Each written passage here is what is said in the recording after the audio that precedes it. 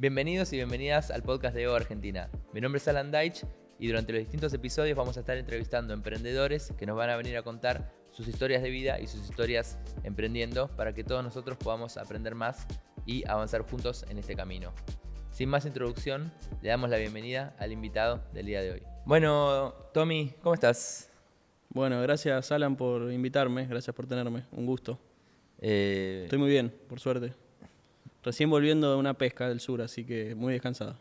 No, pero vos tenés que decir que los emprendedores somos más laburantes, como una pesca del sur. Bueno, sí, había una época. No, sí, ha sido muchos años de meterle sin parar y bueno, este por primera vez ha sido un año donde he tenido más tiempo para mí.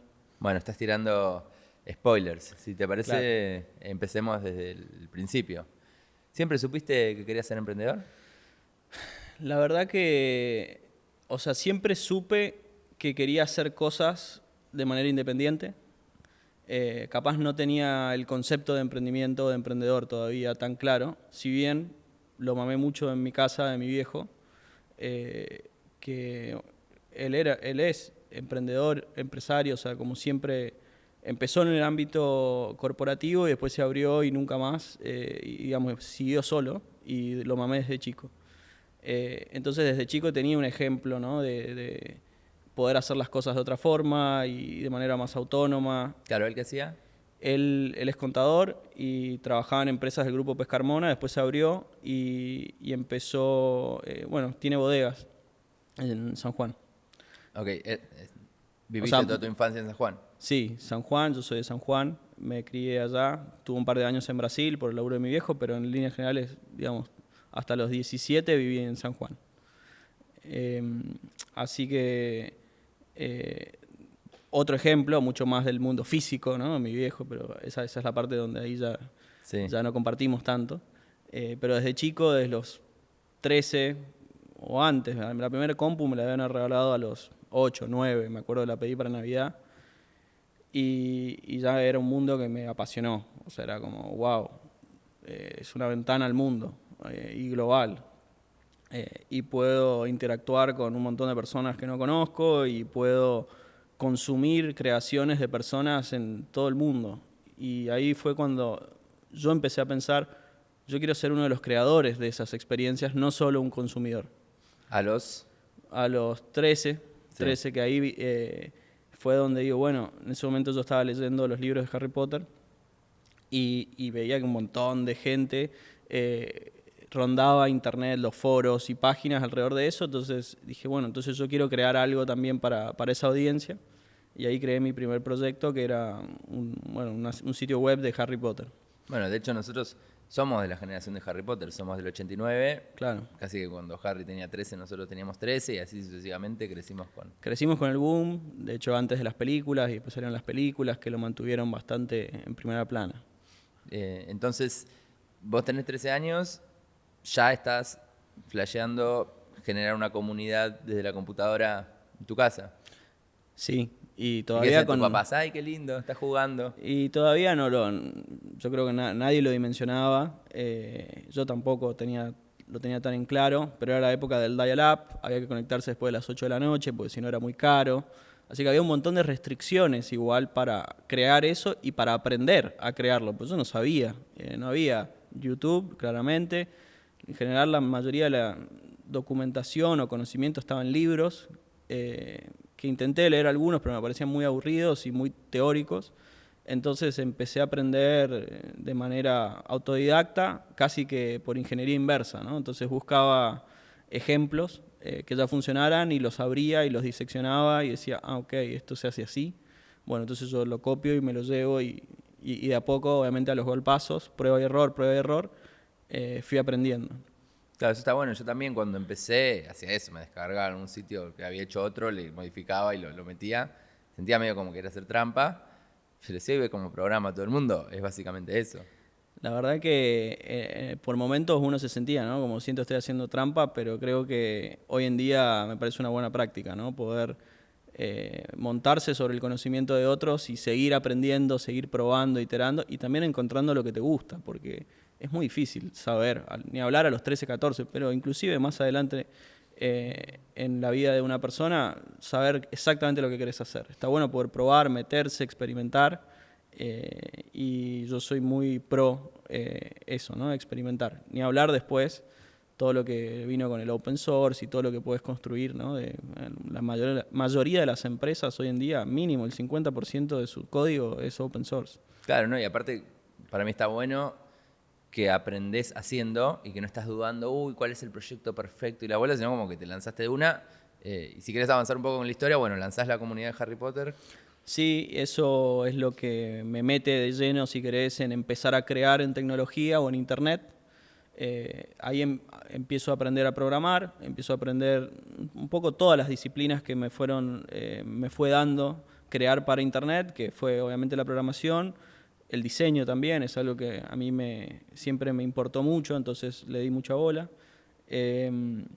Después habré estado unos 2 años con la web. De hecho, tuvo miles de usuarios en toda Latinoamérica y España. ¿Pero qué hacían los usuarios en la web? Bueno, tenía varias secciones. Yo ya había armado como un segmento de noticias, un segmento de columnas. Tenía columnistas, que eran varios de mis amigos, los había reclutado en el colegio.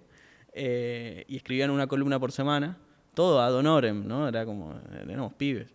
Y después tenía foros y después empecé a armar juegos para sostener la comunidad y que sumaban puntos. Bueno, nada, después tenías de todo. Los que conocen Harry Potter, estaba el sombrero, te elegían una casa, de la casa sumabas puntos. Entonces había todo un gamification alrededor de la comunidad. Y recuerdo que bueno, fue una fase, ya a los 16 ya tenía ganas de hacer otras cosas. Igual, ¿alguien pagaba por eso? No, era todo free, con ads, con Google AdSense. Claro. Que no alcanzaba capaz para mucho, pero bancaba parte de los costos de los servidores, casi todos los costos de los servidores. Está bien, bancaban con publicidad. Claro. Sí, la idea era más compartir y divertirse y conocer gente. De hecho, había mucha gente de distintas partes del mundo. Me acuerdo cuando comunico que, bueno, lo voy a cerrar porque me consumía mucho tiempo. O sea, yo estaba mucho tiempo ahí. Y ya a los 16 ya estaba en otra, quería hacer otras cosas. Entonces dije, bueno, hasta aquí llegué. Y ahí la gente me escribía mails, cartas, ¿no? Que es una parte importante de mi vida, o sea, como que se encontraban con los amigos todos los días, o sea, era como... Y fue muy fuerte eso, o sea, fue como una señal de, wow, llegué a mucha gente que de una u otra manera impactaba diariamente o semanalmente en sus vidas. Y eso fue un clic para mí, en mi cabeza. Ya ahí, a los 15, 16, fue wow. O sea, desde mi casa y con una computadora y nada más que, obviamente, ganas y dedicación, pude impactar en miles de personas en cualquier parte del mundo. Entonces eso después me hizo predisponerme a pensar siempre en soluciones así, ¿no? En productos así. Que bueno, fueron dando los siguientes proyectos que fui pensando. Bueno, supongo entonces que te cansaste de la masividad, tu siguiente proyecto fue chiquitito. Estoy tratando de hacer memoria. Tuve varios proyectos chiquititos que nunca vieron la luz del día porque empezó a pasar algo muy loco, pero creo que es normal en una fase de mucha exploración, que es que empezaba proyectos y no los terminaba y me aburría y empezaba otro. Y era como que aprendía cosas nuevas con esos proyectos. Una vez que ya las aprendía o veía que las podía hacer, me aburría y quería hacer otra. Claro, pero eso está bueno porque quizás, viste, alguien dice, no, la pegó. Y en realidad trataste un montón de cosas distintas. Ah, sin dudas, sin dudas. Y las dejás en el camino y tratas otra y la dejás. Sin dudas. De hecho, bueno, empecé a armar juegos. Tenía varios juegos. En la época de Flash, más que nada, hacía los juegos en Flash. Pero no terminaba todos los niveles o no los terminaba enteros. Me aburría, me ponía a hacer otro juego. O a veces me topaba con limitaciones que en ese momento no sabía sortear, porque por distintos motivos, no requería conocimientos que todavía no tenía, y con el tiempo volvía y los mejoraba. Después también se me dio por hacer animaciones, así como, bueno, como Alejo de Valentina o similares que también se hacían en Flash. También empecé a hacer, pero era muy desgastado, o sea, llevaba mucho tiempo hacer una buena animación, y yo soy muy perfeccionista, con lo cual me demoraba mucho. Así que nunca saqué un episodio entero, pero empecé a animar varios varios segundos, minutos. Y así, iba probando otras cosas. Empecé a escribir un libro. Y empecé, o sea, entonces me metí en varias disciplinas creativas, todas, claramente, que creo que es un poco lo que siempre me marcó, siempre me definió. Pero mucho nunca vio la luz del día, ¿no? Más allá de capaz de mi grupo de amigos que sí lo llegué a compartir. O juegos que se inventaban en la escuela, o inventábamos en la escuela porque estábamos aburridos y después los digitalizaba. Y así fue pasando un poco el tiempo y te diría hasta los 17, 18 que me mudo a Córdoba. Yo estudié en Córdoba, ingeniería en computación. Obviamente yo ya tenía muy claro desde muy chico cuál era como mi área de donde me quería especializar. Y ahí hice un proyecto. No sabía muy bien qué hacer, pero veía que toda la gente con los que vivía, la gente con la que me rodeaba, a todos les gustaba mucho el fútbol. Yo ahí en esa época no veía tanto fútbol, hoy veo bastante más. Y hice un juego de fútbol, en definitiva de manager, ¿no? De fútbol. Tipo PC Fútbol. Liga de T. ¿Cómo? Como el PC Fútbol. Claro, sí. Online, ¿no? Y donde cada uno, vos sos dueños de un equipo, pero cada equipo era de otro jugador, como Hat-Trick también. Y ese le dediqué bastante y ahí aprendí mucho también. Me fui como perfeccionando más en poder armar algoritmos para predecir los partidos, para, bueno, muchas variables por cada jugador y demás. Y eso también tuvo varios miles de usuarios, sobre todo en Argentina, Uruguay y un poco el resto de Sudamérica. Y lo que tenía era una audiencia muy cautiva, porque entraban todos los días. Claro. O sea, estaban todos los días editando el equipo, mejorándolo, ajustándolo. Así que... ¿Y eso con algún socio ya en esa época? O No, solo. La todo verdad solito? que ese es otro factor, digamos. Todavía no lo tenía asociado al concepto de emprender y emprendedorismo y armar un negocio, sino todavía era más, quiero crear experiencias y sin todavía, si querés, buscar el lado comercial o el lado de armar un plan de negocios o pensarlo. Entonces eran experiencias gratuitas, bancadas con publicidad. Claro, sí. Yo creo que en esa época, también 2007-2008, quizás es por la edad y quizás también era por lo incipiente todavía que era Internet, yo sentía que estaba jugando. La primera vez que alguien me dijo, vamos a hacer plata por Internet, yo me quedé como, debe ser un truco, debe ser un hack, ¿entendés? No una industria.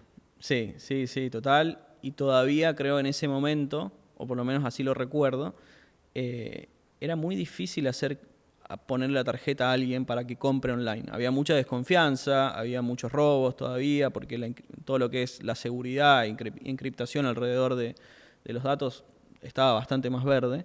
Entonces era muy difícil lograr eso. Era mucho más fácil mostrar anuncios. Entonces, como casi que por defecto, la única manera en ese momento era, no, hacerlo gratis y poner publicidad. Y obviamente los números no eran fantásticos tampoco, ¿no? Pero recién creo que fue madurando la adopción del comercio en Internet varios años después. Claro. Y entre todo esto estás contando un montón de emprendimientos a los 18, 19. ¿Hacías algo más en la universidad? ¿La pasaste? ¿O eras un bicho más de compu? No, bueno, ahí justamente empecé la universidad. El primer año yo llegué con mucha ilusión a la universidad porque yo venía aprendiendo por mi cuenta, de manera autodidacta, como me salía, prueba y error, mucho. Entonces digo, bueno, voy a profesionalizar estos conocimientos y voy a poder aprender más rápido y con otros que están en la misma que yo. Y la verdad que me choqué con una pared grande porque no fue tan así. O sea, fue como, para mí fue llegar a una experiencia donde estaban todos en cero, o en cero bajo cero. O sea, nadie estaba capaz creando en ese momento como yo venía creando. Y todas las materias eran ingeniería básica. O sea, eran, obviamente, sí, matemática, álgebra, física, historia de la facultad. O sea, cosas que a mí no sentía cómo me avanzaban en el corto plazo para poder mejorar mis proyectos y aprender más rápido y poder crear cosas nuevas.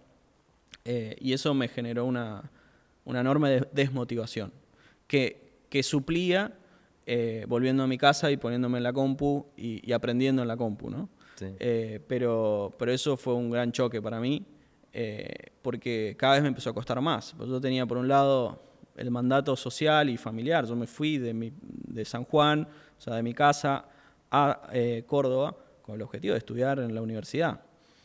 Y con el tiempo me empecé a dar cuenta que pasaba más y más tiempo en la compu creando experiencias y menos tiempo dedicándole a los libros, a estudiar en la facultad. Sí, iba, cursaba, pero después por A o por B buscaba la forma de desviar mi atención y mi tiempo a lo que me divertía y lo que me gustaba versus capaz de estudiar, digamos, la teoría de los libros. Así que digamos que me empezó a ir cada vez peor en la universidad porque no le daba bola. Y en definitiva me empecé a desconectar de eso, ¿no? O sea, a ir menos a la universidad, a conectar menos con mis compañeros y más con el mundo online, ¿no? Entonces ahí sí se me generó esa disociación que, bueno, después derivó, o sea, se exacerbó muchísimo con Cuevana, que fue el siguiente proyecto después de Liga de T.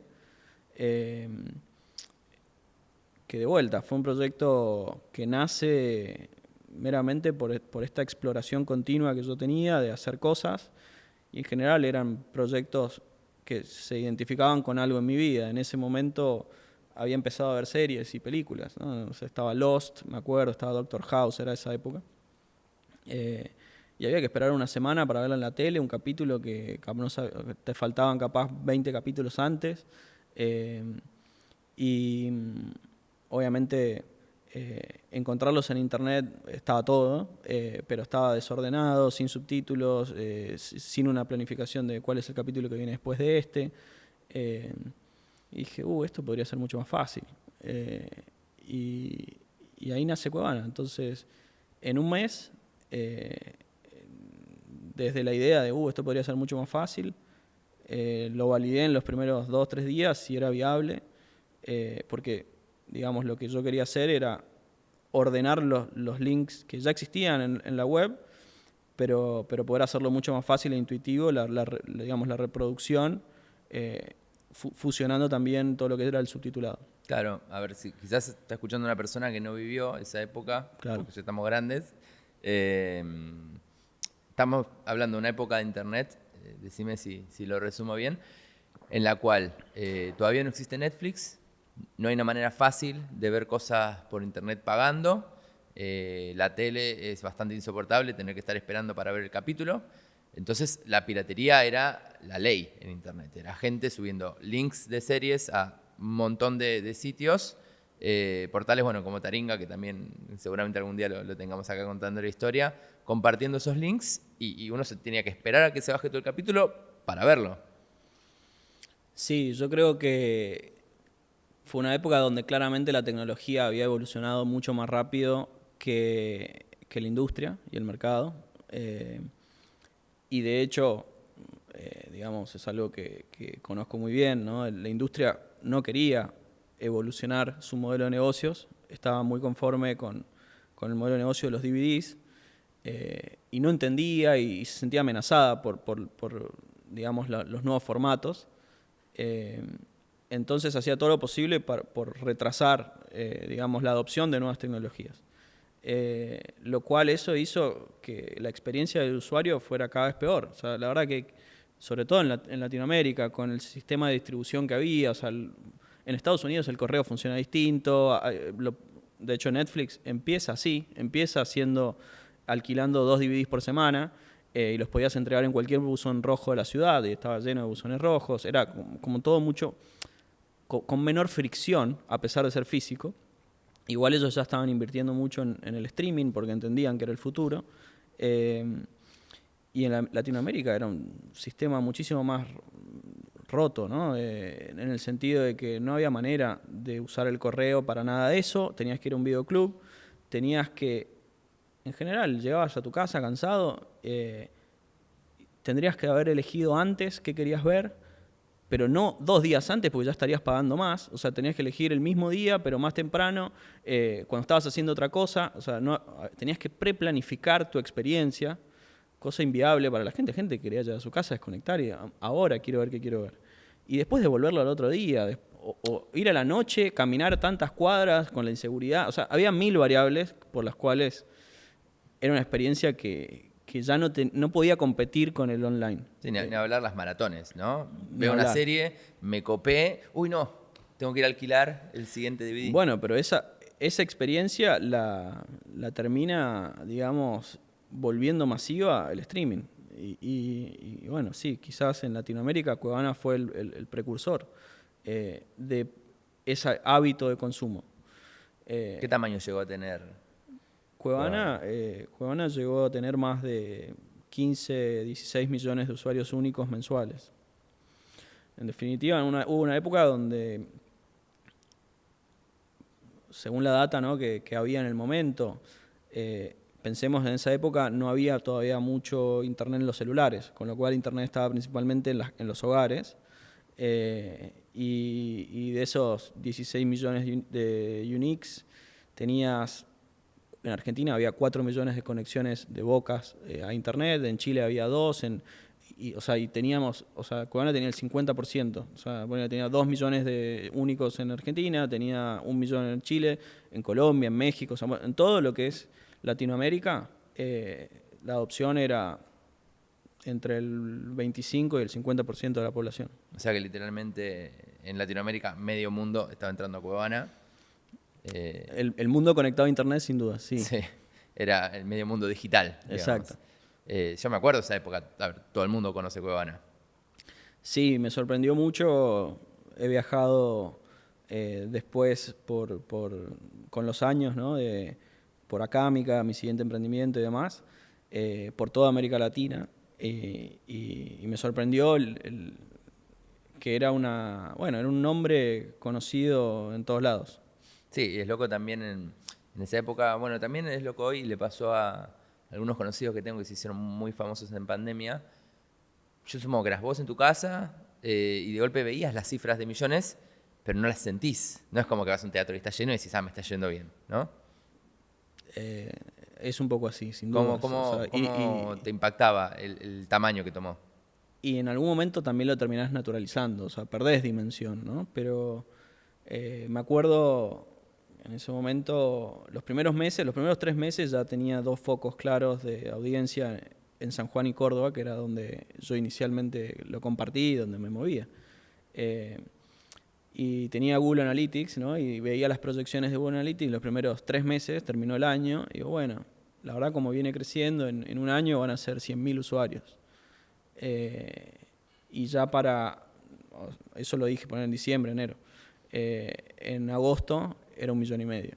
Claro. O sea, como ahí empezó, la curva pasó a ser exponencial, y ya fue muy difícil de empezar de estimar cómo, ¿no? Y era sorprenderse ante cada número nuevo que venía, porque era digamos, algo que se volvió medio incontrolable, se volvió una bola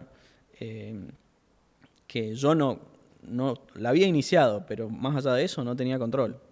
Bueno, hay un tema también con financiar todo eso en un momento, porque ya son otros números. Y es un emprendimiento, además, que yo supongo que seguía solo en ese momento, pero ya el tema tecnológico, el tema de mantener ese volumen de películas y de lo que sea, o sea, ¿cómo manejaste de golpe esa escala que no esperabas? Bueno, ahí lo que se dio principalmente es que Cuevana no empezó, no lo pensé inicialmente como un emprendimiento. La verdad, no pensé primero que iba a llegar donde llegó, y era uno de estos proyectos más que yo empecé en mi casa y que compartí con amigos. Naturalmente, a medida que fue tomando dimensión y tomando escala, dije, bueno, ok, evidentemente acá hay algo, quiero ver cómo lograr encauzarlo y convertirlo en un negocio, pero porque no había nacido así.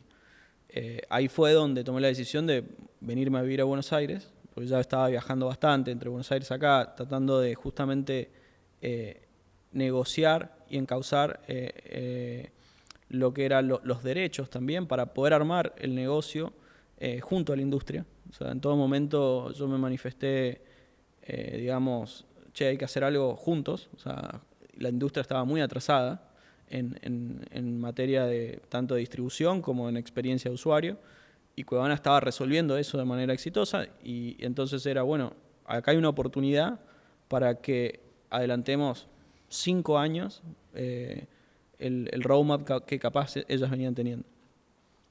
Y ahí, bueno, fue donde me emprendí en esa misión, que fue bastante desgastante, bastante difícil, porque, bueno, las majors no están acostumbradas a compartir la pelota, ¿no? Son las dueñas de la pelota y, de hecho, eventualmente le termina pasando a Netflix. En ese momento, Netflix empieza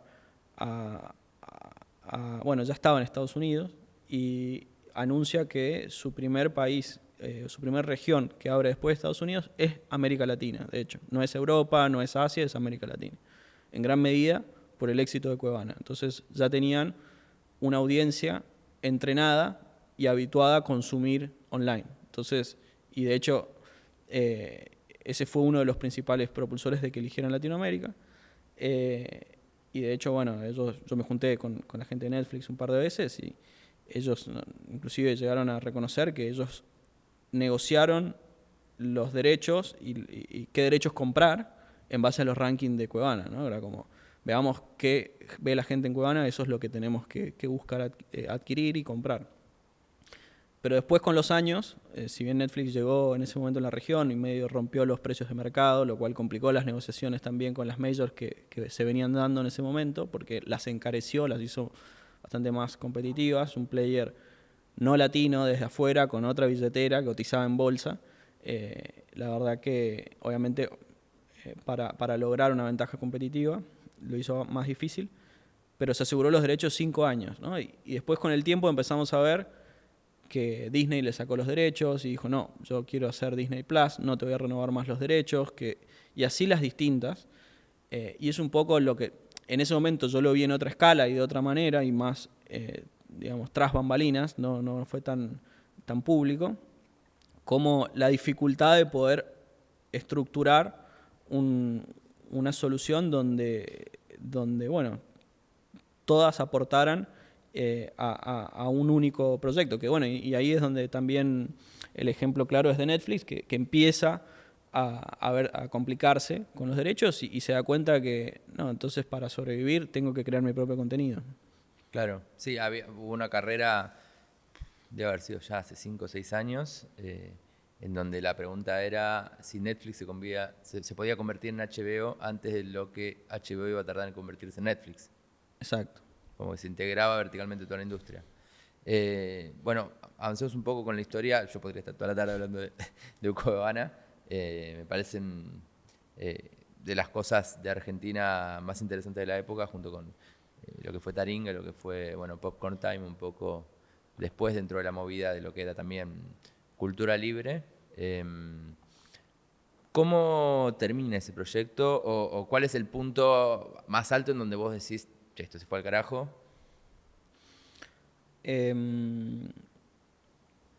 A ver, déjame sumarte algo antes, que hablabas de un poco de la cultura libre. Algo que capaz a mí me gusta remarcar es, existían muchas formas de consumir contenido antes de Cuevana, que también eran gratuitas y eran libres. Pero Cuevana hizo algo distinto, que es que priorizó la experiencia del usuario. O sea,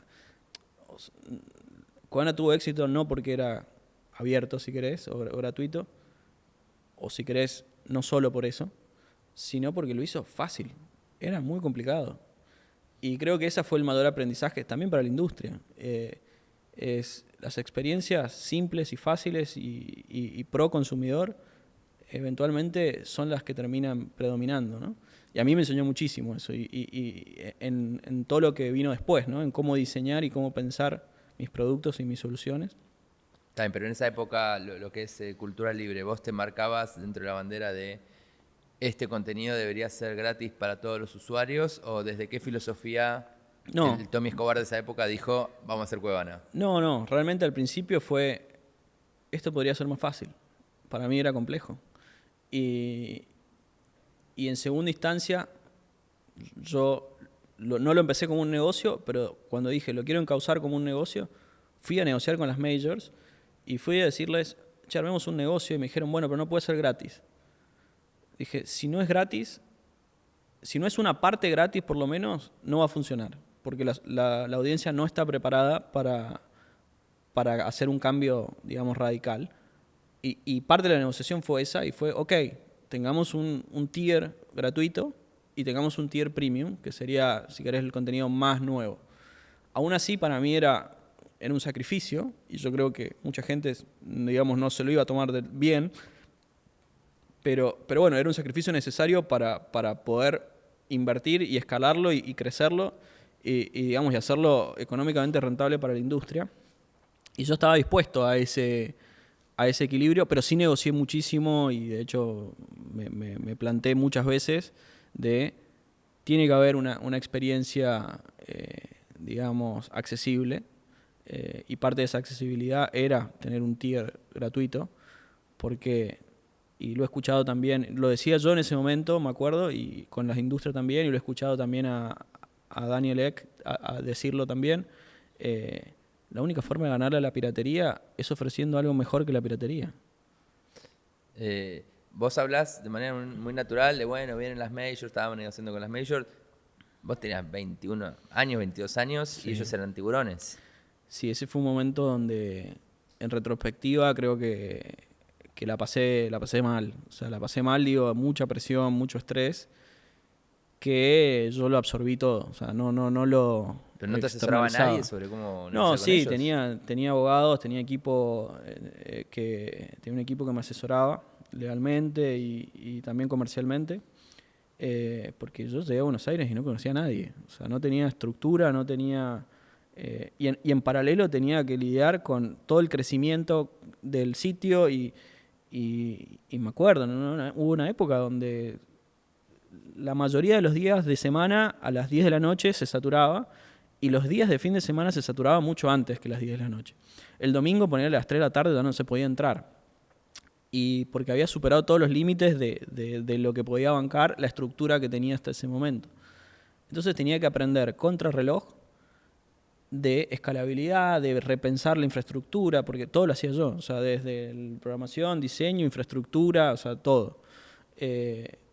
Y obviamente ahí empecé a buscar gente que me ayudara, pero de la cual pudiera aprender para mejorar eso. Entonces tenía que aprender de muchas cosas al mismo tiempo y mejorar muchas cosas al mismo tiempo, y fue muy desgastante. Y bueno, también gané cosas y perdí cosas, digamos. A lo que voy, mis amigos el sábado a las 10 de la noche estaban saliendo, estaban de joda, estaban en una previa, y yo estaba arreglando Cuevana porque se caía. Y aprendí a convivir con eso. Pero también, nada, fue una gran escuela, fue como hacer un máster no sé, de crear algo y emprenderlo y escalarlo, y la verdad que me dio muchísimo conocimiento y muchísimos aprendizajes, pero fue muy estresante. De hecho, creo que hay muchas cosas que no recuerdo, o elijo, o sea, evidentemente mi cerebro selectivamente elige no recordar. Tengo como baches de esa época. Engordé como 10 kilos, la verdad que comía muy mal porque estaba todo el día laburando, todo el día conectado. Y hubo un momento también donde empecé a negociar con muchos grupos. Yo tenía 21, 22. De inversores, porque para hacerlo realidad había que poner mucha guita para comprar los derechos. Obviamente ya la audiencia cubana era de millones, entonces había que comprar los derechos para millones.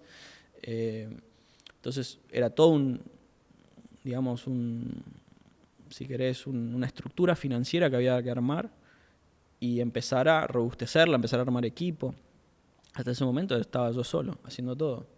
Que también fue parte de lo que lo hizo posible, porque la verdad que no había capacidad para bancar un equipo, ni era una empresa.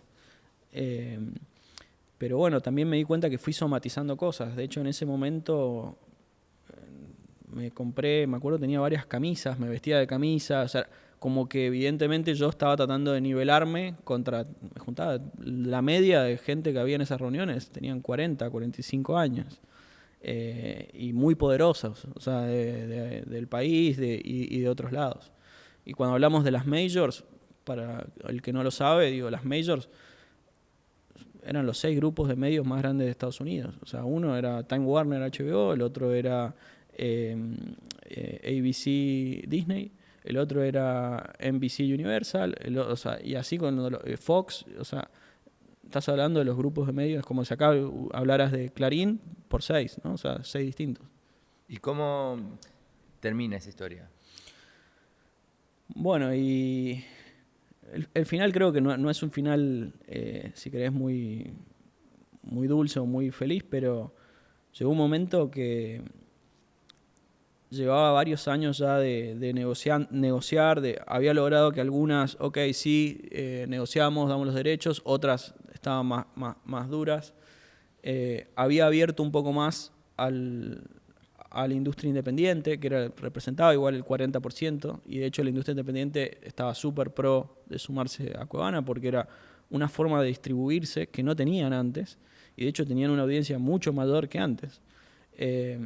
Entonces, empezando a encararlo por ese lado, pero bueno, también ahí empecé a acusar recibo de que ya estaba muy desgastado y muy cansado.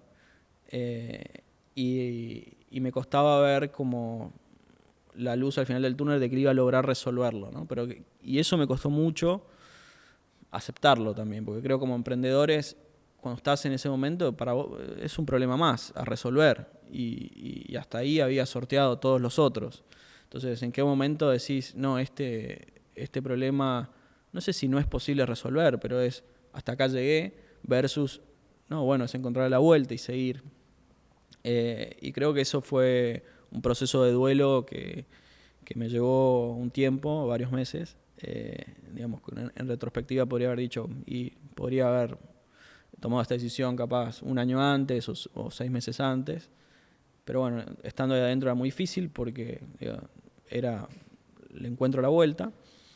Pero con el tiempo me di cuenta, che, estas tienen todo el tiempo del mundo, las majors, ¿no? la industria, y yo estoy perdiendo años muy valiosos de mi vida que no estoy logrando ahora sí capitalizar y encauzar, porque Cuevana no tenía anuncios, no tenía nada en esa época. De hecho, había logrado que un inversor privado bancara los costos mientras negociábamos. Obviamente a riesgo. Lo que pasa es que bueno, el upside era muy grande. Sí, no, está bueno lo que contás porque uno... A ver, la imagen de una startup triunfando uno la tiene y es más o menos como cuando empieza a ir bien en serio, es parecido a lo que la gente se imagina, pero una startup quebrando para mí no tiene nada que ver con lo que la gente se imagina, porque la gente se imagina, y una vez lo escuché de un inversor grosso de acá de un fondo, como que decía, es difícil una startup quiebre, que llega un día y decís, bueno, no hay más caja, listo, cerramos mañana. En realidad queda medio como Walking Dead, en donde no termina de morir, pero no puede crecer más, y uno queda en una meseta en la que es muy complicado tomar la decisión de pasar de página. Es muy complicado, sí. Y más cuando fue algo tan grande. Y todavía seguía siendo grande, o sea, no era que era chico.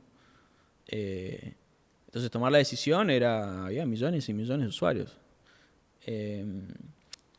Pero bueno, finalmente yo creo que di la batalla un tiempo largo, porque yo sentía, realmente así lo sentía, yo me debía a la audiencia que había hecho de Cuevana lo que hizo.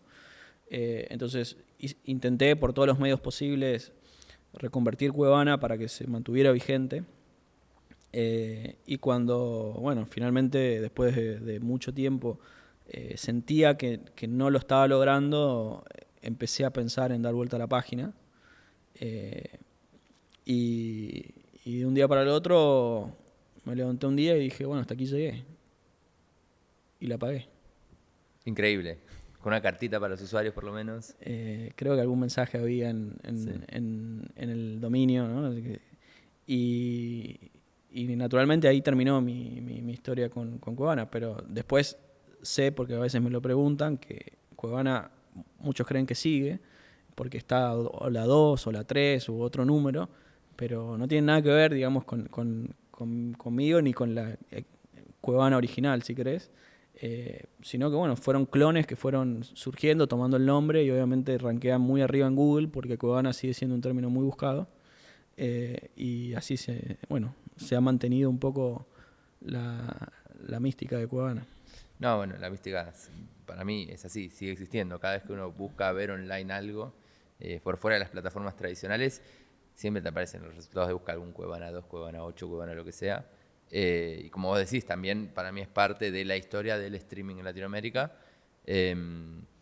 Después de eso, te dedicaste a descansar, nunca más emprendiste. Dijiste, ya está, me quedo frustrado, no funcionó, no es lo mío.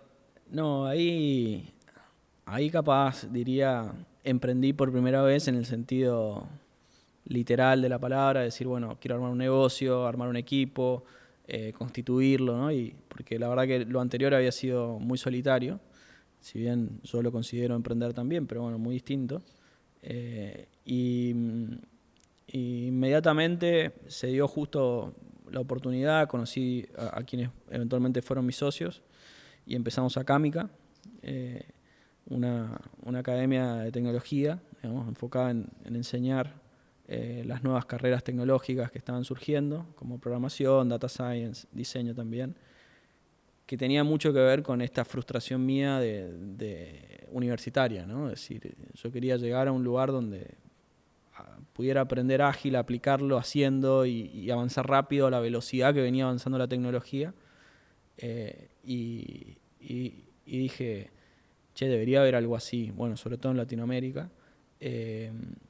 Y bueno, ahí fue donde me llamó a hacer algo así para gente como yo, que estaba en la misma que yo y que no tenía una alternativa en ese momento.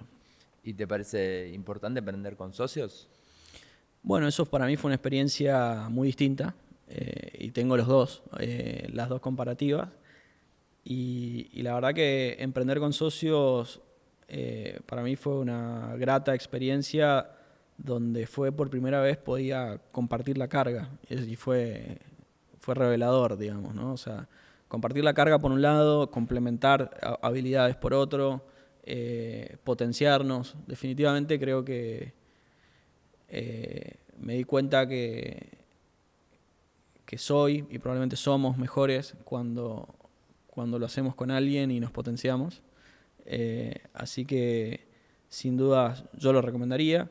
Obviamente no es fácil a veces estar siempre alineados, siempre de acuerdo, o siempre enamorados y apasionados de la idea, de la problema, más que la idea, el problema que estamos resolviendo.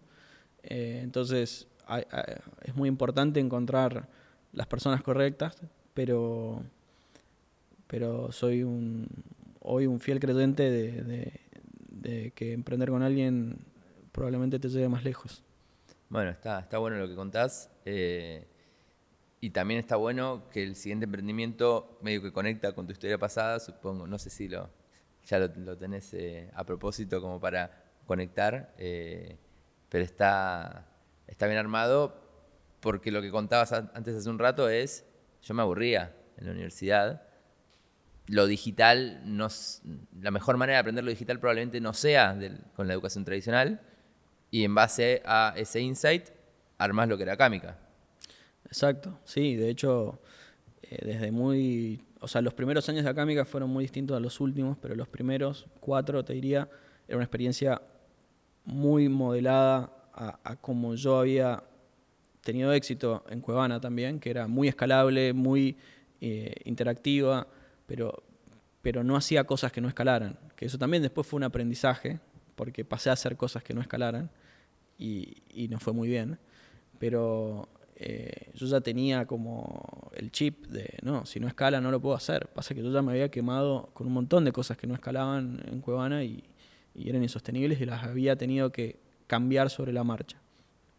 Y sin dudas,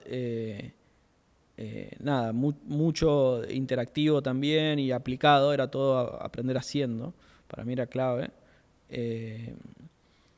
Y fue aportar mi granito de arena, o nuestro granito de arena, obviamente no estaba solo, a una propuesta distinta, porque sí, yo como persona que aprendió tecnología y que la aplica en su día a día, definitivamente a mí me hubiese gustado otra forma de aprenderla y creo mucho más actual, vigente, moderna, adaptada a los tiempos de hoy. Yo veo hoy la nueva generación de chicos, lo estimulada que está con TikTok, ya ni hablamos de YouTube, de TikTok y otras soluciones, juegos, Fortnite. Cuando vayan a aprender en la universidad así como está, se van a pegar un palazo. Así esto es muy difícil motivarte y estimularte cuando tenés a los mejores creadores de contenido, los mejores estimuladores del mundo en tu bolsillo. Sí, de hecho, creo que la semana pasada salió un estudio que mostraba eso, que el trabajo remoto o que estar mucho tiempo en una clase por internet no genera estrés. Lo que genera es un cansancio, un aburrimiento total que uno termina como abombado. Y contra eso obviamente es muy difícil competir y la única que queda, probablemente sea parecido a la elección del streaming, es conseguir una solución superadora. Algo que enganche a los pibes en serio y pibas a aprender.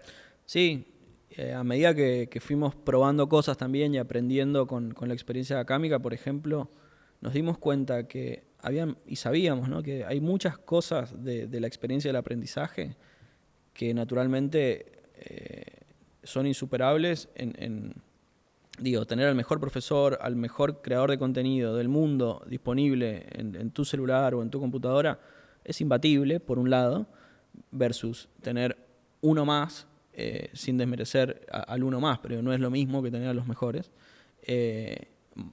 solo por el hecho de estar más cerca.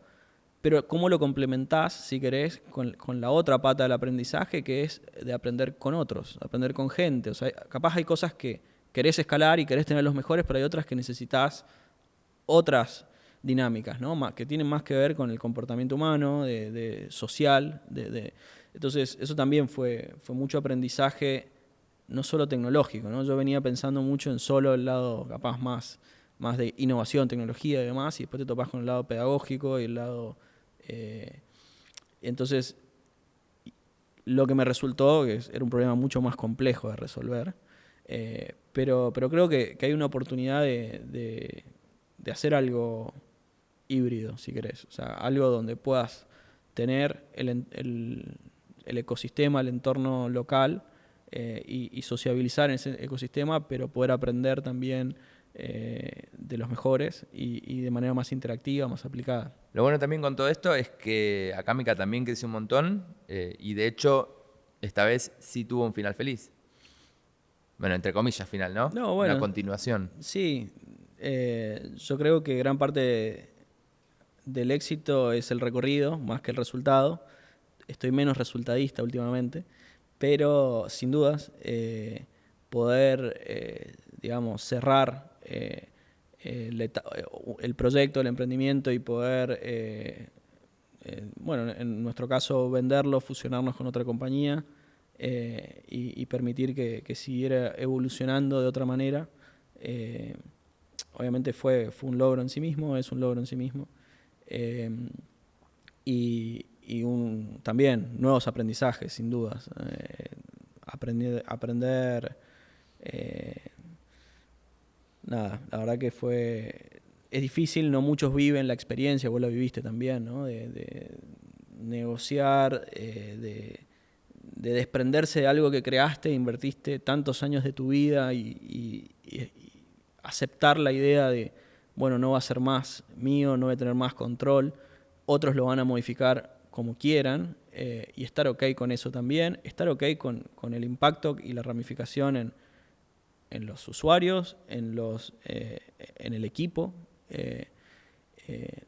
Son muchas variables que hasta ahora uno venía controlando o venía teniendo mayor capacidad de control y de repente es un cambio. Pero bueno, yo ya lo tenía muy asimilado.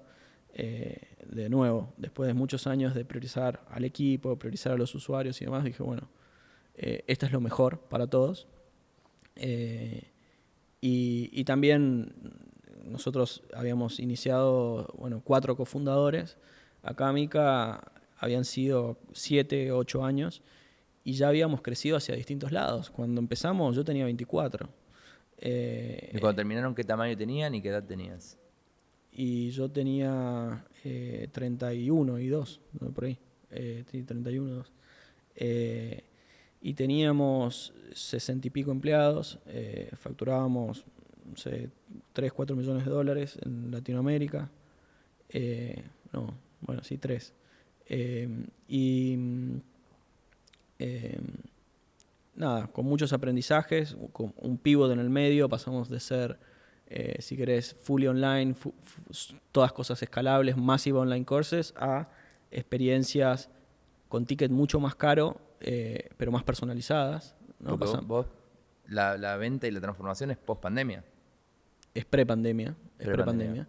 Ya nos agarró, si querés, la pandemia ya muy, digamos, pivoteados, ya estábamos bastante sólidos para ese momento, pero tuvimos los primeros 4 años una experiencia freemium con una suscripción de 10, 20 dólares eventualmente, y después eventualmente pasar a un modelo de una experiencia, nada, eran programas y el ticket era de más de $1.000. O sea, pasamos a vender cosas de 10, 20 dólares a vender cosas de más de $1.000.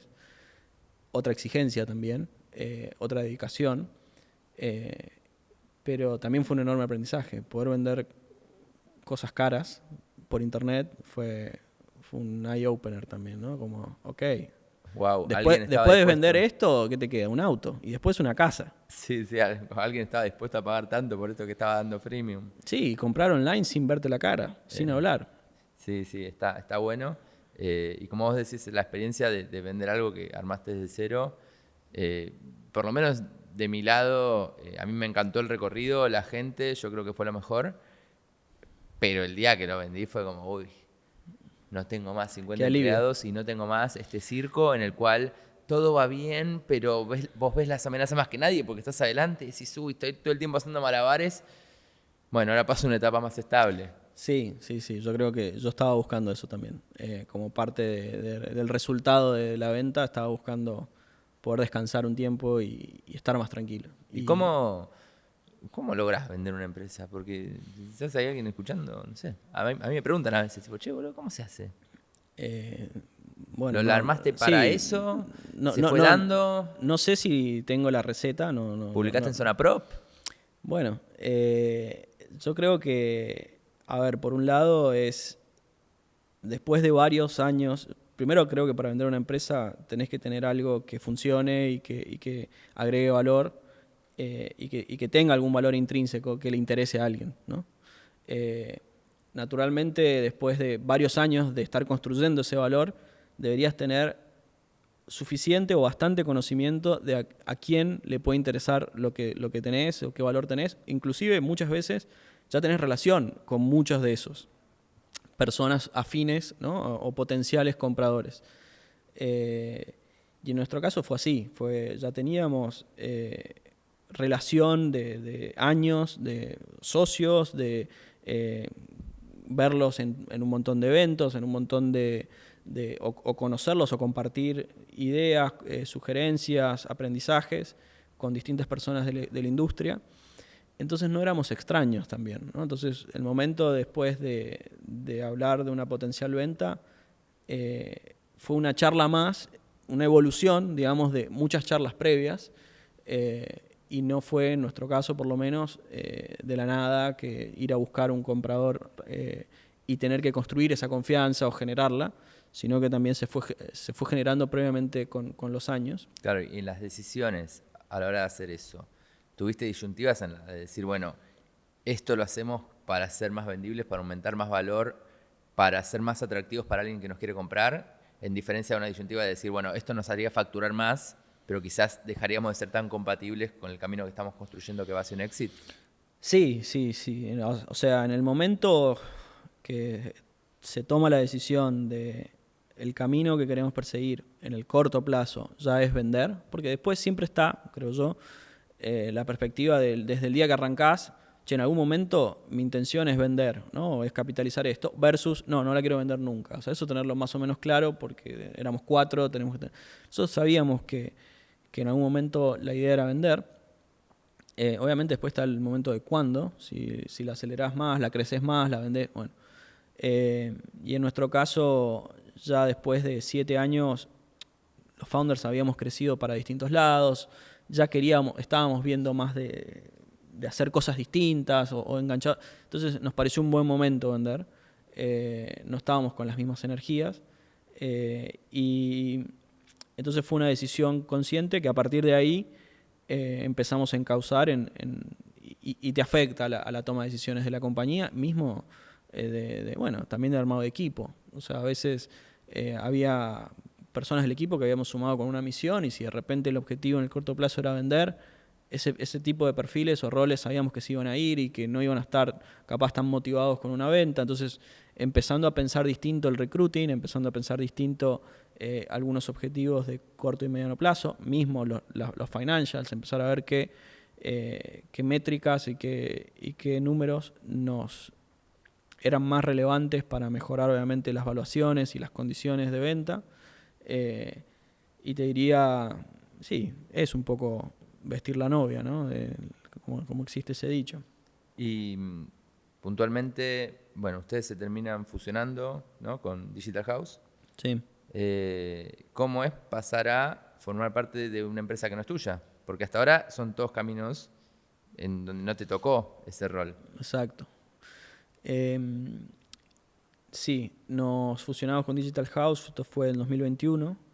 Y a ver, me pasa algo particular, que es, bueno, parte del deal era que yo asumiera como líder de tecnología y producto, entonces yo era C-level, estaba estaba en la mesa chica, en el board y demás, con lo cual, por un lado, todavía tenía mucho, si querés, mucho compromiso con la empresa y mucha responsabilidad, pero al mismo tiempo sí me había desligado, si querés, la decisión última, ¿no? de muchas cosas. Y entonces sentía todavía mucho compromiso y mi intención fue más ver que la fusión se hiciera de la mejor manera y también una vez que entré igual me empecé a dar cuenta de, ok, hay muchas cosas que no puedo controlar, que no me gustan y ahí fue donde me empecé a estresar un poco. Al principio pensé que no me iba a pasar, que iba a estar más desapegado y obviamente yo sigo siendo accionista de Digital House, entonces me importaba también. Y en ese sentido, nada, me empecé a involucrar en cambios de cultura, en cambios de marca, de branding, me empecé a involucrar en cambios del producto. Y dije, estoy emprendiendo de vuelta desde adentro. Entonces ahí, bueno, me tuve que replantear qué quería hacer, ¿no? También. Yo venía y eventualmente, nada, me di cuenta que estaba muy cansado para ese cambio y a veces siento yo no reaccionaba de la mejor manera. Ya estaba en modo, viste, cuando no te importa nada y encima estás adentro y a veces entonces sos el conflicto, no digo el conflicto, pero vas al límite. Y yo no estaba acostumbrado a trabajar para otros. Entonces era muy difícil de frenar, digamos. Entonces era medio complicado de manejar para el resto. Y al tener tanta responsabilidad y tanta autoridad en la compañía, era muy escuchado. Entonces era muy difícil lidiar conmigo. Entonces en un momento me di cuenta, lo mejor me parece es que dé un paso al costado porque estoy muy cansado y estoy muy, digamos, la palabra es, me activo por cualquier cosa, capaz. Si bien yo siento que pude dejar muchas cosas y hacer muchas cosas, la verdad que me di cuenta que si no es, la palabra no sé si es si no estoy en control, yo creo que no es eso, pero es si yo no puedo moldear la visión a algo que a mí me identifique y que yo tenga cierto grado de control, me cuesta mucho involucrarme. O sea, no tengo la capacidad, porque no lo supe hacer de otra forma, si a mí no me interpela lo que estoy haciendo, no me motiva a la mañana a levantarme a hacerlo.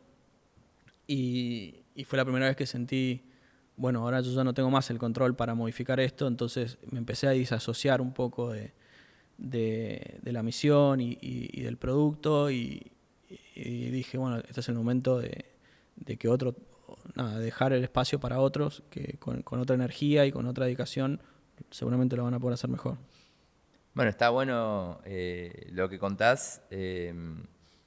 Pudiste escalar una empresa, pudiste esta vez sí poder fusionarla con un líder del mercado, formar parte, tener el famoso exit que muchas veces se busca como el final y como pasar a una nueva etapa de manera exitosa.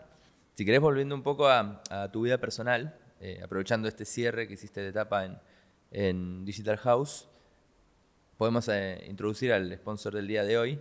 Vos te tuviste que mudar en el momento de San Juan a Buenos Aires, tuviste que lidiar con inmobiliarias en el medio. ¿Cómo fue tu experiencia con las inmobiliarias en general? Así, si no querés nombrar una específica, obviamente. No, la verdad que tengo muchas experiencias y varias malas, porque en una época me mudé mucho. Yo creo que me he mudado más de 7, 8, 9 veces solo acá en Buenos Aires.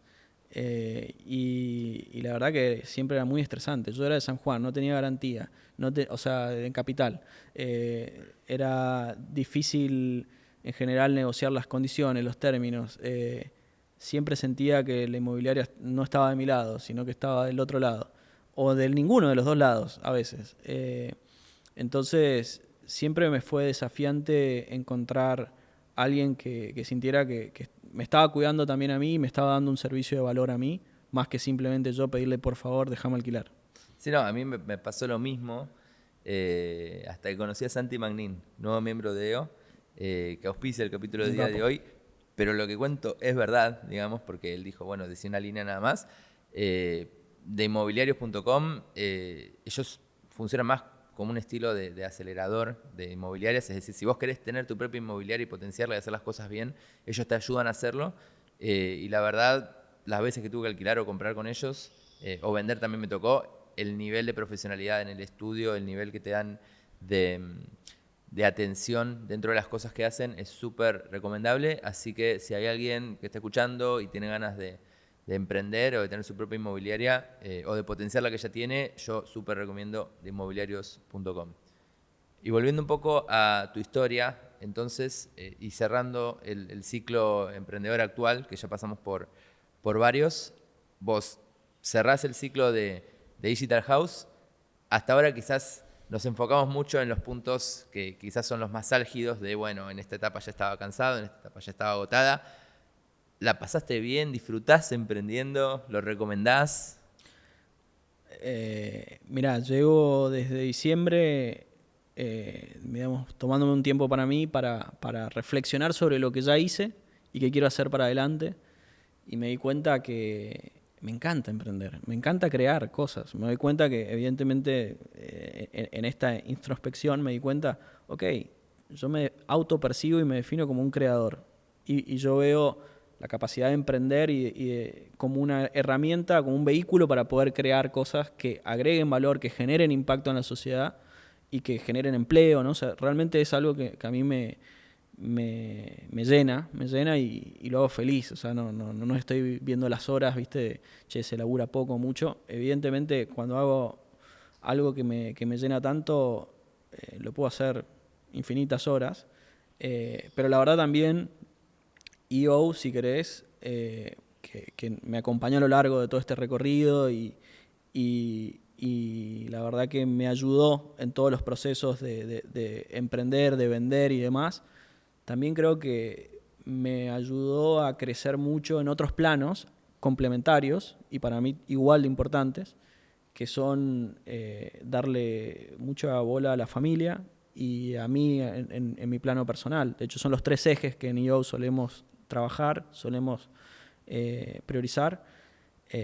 Con lo cual, por ejemplo, este último año le dediqué mucho a la familia y a mí, que era algo que capaz en los últimos 15 años había dejado un poco descuidado. Y hoy siento que estoy más equilibrado en estos 3 ejes para lo que viene. Bueno, hay otra gente que quizás emprende y le preguntás por qué no vendés o por qué no tomás un descanso y te miran con pánico, como, ¿qué voy a hacer con mi tiempo? ¿Qué voy a hacer con mi vida si no es hacer esto? ¿No te pasó eso cuando de golpe decís, ¿Me tomo un sabático? ¿Me tomo un tiempo para reflexionar? Mira, yo venía muy convencido de que necesitaba descansar, así que al principio ni pensé en otra cosa. Pero con el tiempo, cuando ya descansaste, empezás a pensar en otras cosas. Y para mí, de vuelta, fue un recorrido muy introspectivo en el sentido de que empecé a pensar, bueno, también está bueno estar en otro lugar y entenderme desde otro lugar y, por ejemplo, un baño también de humildad al ego, porque venía de ser siempre la cabeza de el líder, el jefe, y de repente es estar en un lugar donde nadie te necesita, o sea, nadie laboral o profesionalmente hablando te necesita o depende de vos y de repente es estar en otro lado y aprender otras cosas y lidiar con eso también. Yo creo que nosotros como emprendedores, naturalmente, también estamos acostumbrados a ciertos roles y ciertas, ciertos, digamos, lugares. Y, y por un lado te diría, sí, lo extraño más la adrenalina que me hacía sentir emprender y seguramente pero estoy tranquilo porque estoy convencido que lo voy a volver a hacer. Simplemente, de hecho, bueno, un poco ya hoy estoy empezando a explorar nuevas ideas y nuevas cosas, ya de vuelta con muchas ganas y mucha energía. Así que espero que el año que viene me encuentre haciendo algo divertido. Bueno, está bueno lo que contás. Y si querés, para cerrar, sos una persona de tecnología, yo también, quizás desde otro lugar. ¿Cómo ves los años que se vienen? Porque supongo que lo estás evaluando a la hora de decidir en qué emprender o qué hacer. Sí, en este momento estoy viendo como, la verdad, es un momento para mí muy interesante. Bueno, probablemente siempre sea medio interesante, ¿no? Pero creo que ahora es muy interesante con todo lo que está pasando con inteligencia artificial. Porque en el último año cambió un montón. O sea, como empezó el año y como termina, parece como en otras líneas de tiempo hubiesen pasado 5 años. Pero se pasó todo en un año. O sea, hace un año no existía ChatGPT y no existían un montón de otras cosas que están evolucionando a ritmos agigantados y creo que van a impactar fuertemente en cómo nos relacionamos, cómo trabajamos. Nos van a potenciar en un montón de aspectos. Van a abrir nuevas oportunidades, nuevas experiencias y siento que es una oportunidad casi como, bueno, como en el auge de Internet, ¿no? Entonces lo vuelvo a relacionar con mi vida cuando es, Internet, conectar con millones de personas, está todo por hacerse, ¿qué quiero hacer? Y ahora con AI es un poco lo mismo, es una nueva herramienta, porque lo veo así, pero que nos potencia y nos hace, digamos, sobrehumanos, o por decirlo, superhumans, en un montón de aspectos. O sea, ya sea para analizar mejor datos, para encontrar patrones, para asistir en un servicio, y creo que se viene una revolución. Y me da un poco a veces de vértigo, de miedo de entender, hasta dónde, si realmente se va a lograr en los tiempos que se vienen hablando y demás. Y nada, realmente hoy la estoy viviendo cada vez un poco más metido, pero me parece algo fascinante y creo que posiblemente sea la tecnología que más impacto tenga en la humanidad desde Internet, pero probablemente la que más. Sí, yo coincido, creo que ya estamos viviendo algo grande. A la hora de pensar en emprender con inteligencia artificial, porque para mí es más una herramienta que emprender en inteligencia artificial, a menos que hagas un research muy específico, veo como dos blockers mentales que no sé si está llegando a alguna conclusión, como dos parálisis, de decir, ¿qué pasa si emprendo algo que justo mañana ChatGPT o la inteligencia artificial ya hace como feature y de golpe, viste que cada vez que sale una feature dicen, acaban de destruir a 1000 startups que estaban haciendo lo mismo? Y la segunda es que lo que estamos viendo nosotros no somos iluminados. Todo el mundo está mirando y está diciendo esto es una revolución. Entonces cada vez que uno piensa, voy a usar AI para este problema específico, tenés 30 startups más que ya también dicen que están haciendo lo mismo. ¿Cómo se logra salir de eso para decir, bueno, en esto sí puedo emprender con algo de margen de seguridad de que no lo van a convertir en una feature mañana o de que las 30 empresas que ya lo están haciendo yo lo voy a poder hacer mejor o distinto? Mirá, lo veo continuamente y constantemente. Cada vez que OpenAI saca algo nuevo, dicen, che, se murieron todas estas startups y demás. Yo creo que así es la tecnología, en el sentido de que avanza así y genera nuevas soluciones, pero yo me enfocaría más en no crear una startup o un negocio alrededor de ser meramente un feature de ChatGPT, sino qué problema está solucionando. Y cuando está solucionando problemas de humanos que están dispuestos a pagar valor por eso, que en general ya una vez que ya son, digamos, ya compraron la solución y la usan, es muy difícil que cambien la solución, salvo que sea algo disruptivamente mejor. Entonces, y creo que en la era que se viene, a ver, la data tiene mucho valor, o sea, el que tenga la data tiene un diferencial, por más de que ChatGPT pueda sacar ese feature. Si vos ya tenés, vamos al ejemplo de inmobiliarias, si vos ya tenés la data de todas las propiedades, de lo que está sucediendo y demás, vos sos mucho más competitivo que ChatGPT para resolver problemas relacionados a justamente a las propiedades. Por ende, no tenés nada que, digamos, al contrario, es usar la tecnología de ChatGPT sobre tu dataset o sobre tu audiencia y vas a poder agregarles más valor más rápido a menos costo.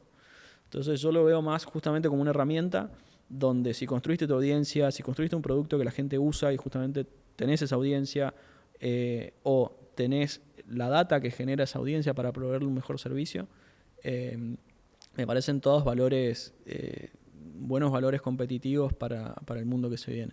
Bueno, está buenísima la reflexión. Te agradezco muchísimo por hacerte un rato para venir a contar tu historia a EO y al mundo. ¿Te divertiste? Sí, gracias por tenerme. La verdad estuvo lindo. Fue una linda charla y hace mucho no charlaba de algunos temas. Así que siempre divertido. Bueno, está bárbaro y esperamos ya saber qué es lo próximo en lo que te vas a embarcar. Y nos vemos en el próximo capítulo. Dale, gracias.